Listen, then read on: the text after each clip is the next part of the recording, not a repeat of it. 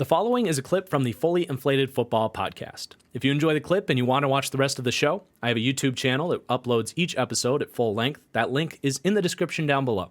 Check it out. You can also search Fully Inflated Football podcast on any of your podcasting platforms. And here's the clip. Tua made two really nice plays in this game.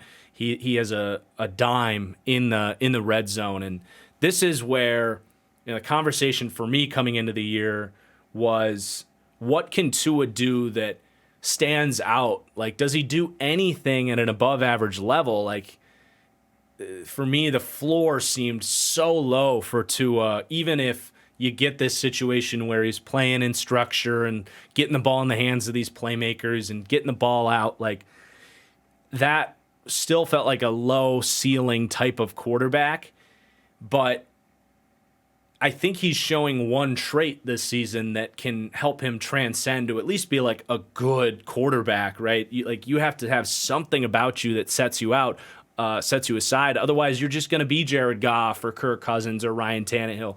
Like, you got to have an it factor trait about you. And right now, I think Tua's ability in the red zone is becoming an it factor.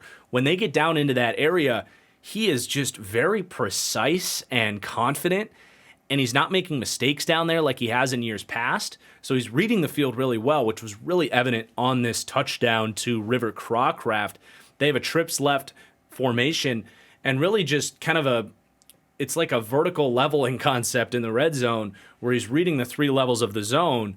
And the Bills played it pretty well. They were right there.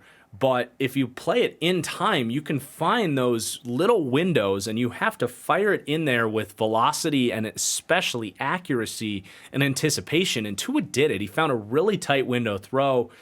And you just, look at Matt Ryan's career or watch Derek Carr try to score touchdowns in the red zone.